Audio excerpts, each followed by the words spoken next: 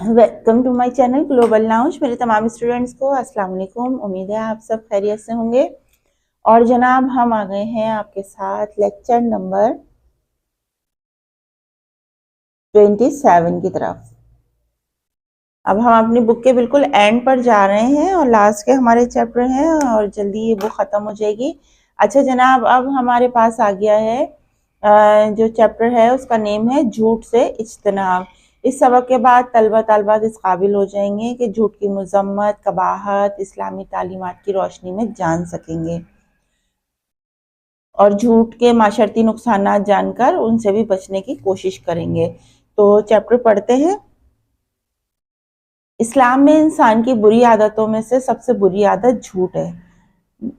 झूठ तमाम बुराइयों की जड़ है, इसलिए इस्लाम ने झूठ को इंतहाई बुरी आदतों में शुमार किया है। झूठ के मुकाबले में सच्चाई है। सच बोलना अच्छी आदतों में सबसे ज्यादा अच्छी आदत है और सच बोलना हर नबी की अव्वलीन सिफत है। कोई भी नबी झूठ नहीं बोल सकता।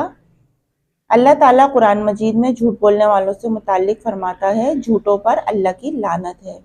हुजूर अकरम सल्लल्लाहु अलैहि वसल्लम ने झूठ से इज्तनाब और सच्चाई को इख्तियार करने के बारे में बड़ी ताकीद फरमाई।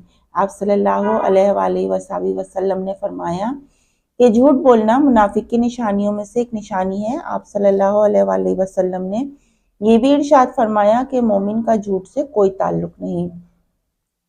मतलब ये कि मोमिन झूठ नहीं बोल सकता। झूठ बोलना निहायत बुरी आदत और गुनाह है।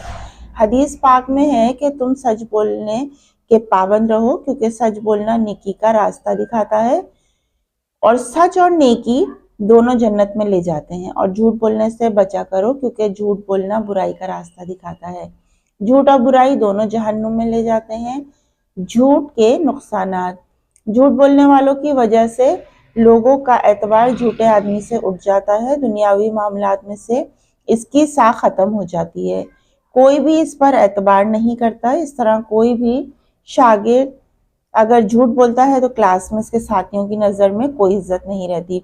उस्ताद भी इसे इज्जत और शफकत की निगाह से नहीं देखा करते और अल्लाह ताला के यहाँ भी गुनाहगार होता है। प्यारे बच्चों, हमें चाहिए कि हम झूठ से इज्तनाब करते रहें और हमेशा सच बोलने की कोशिश करें। कि सच बोलने में वक्ती तौर पर तो तकलीफ आ सकती है, मगर बिलाखिर इसका फल और नतीजा मीठा ही होता है। हम ये अहद कर लें कि कभी भी झूठ नहीं बोलेंगे और कभी भी सच का दामन अपने हाथ से नहीं छोड़ेंगे। तो ये जनाब हमारा चैप्टर यहाँ कंप्लीट होता है।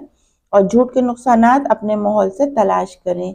यहाँ ये बहुत अच्छी बात है कि झूठ बोलना बहुत बुरी बात है और हमेशा कोशिश करें कि और आज से अहद करें कि हम झूठ नहीं बोलेंगे, मजाक में भी नहीं और सच में भी नहीं। कभी भी आपने झूठ नहीं बोलना, क्योंकि इससे इंसान की इज्जत नहीं होती है और हर शख्स उसको झूठे के लक़ब से पुकारता है। इसके क्वेश्चन आंसर देख लेते हैं, छोटे से हैं। ये हमारी मश्क है, इसमें दर्ज सवालात के जवाब हैं कि झूठ के मुकाबले में कौन सा लफ्ज आता है। पेज पलटेंगे। अच्छा जनाब, ये देखें पहली पैराग्राफ पे दूसरी लाइन के यहाँ से लगाएंगे कि झूठ के मुकाबले में सच्चाई है। सच बोलना अच्छी आदतों में आता है, ज्यादा अच्छी आदत है और सच बोलना हर नबी की अव्वलीन सिफत है। ठीक है, और कोई भी नबी झूठ नहीं बोल सकता। अगर आप चाहें तो यहाँ तक भी लिख सकते हैं और अगर आप चाहें तो इसको सिर्फ शॉर्ट भी कर सकते हैं। सवाल नंबर 2 है हमारे पास, अल्लाह ताला ने झूठ के मुतालिक क्या फरमाया। ये देखिए, अल्लाह ताला ने कुरान मजीद में झूठ बोलने वालों से मुतालिक फरमाता है कि झूठों पर अल्लाह की लानत है। यहाँ सही है। क्वेश्चन नंबर 3 है कि झूठ बोलने के क्या नुकसानात हैं। झूठ बोलने वाले के क्या नुकसानात हैं। अच्छा जनाब, ये देख लें, झूठ बोलने की वजह से लोगों का एतबार झूठे आदमी से उठ जाता है। दुनियावी मामलात में इसकी साख खत्म हो जाती है और कोई भी इस पर एतबार नहीं करता।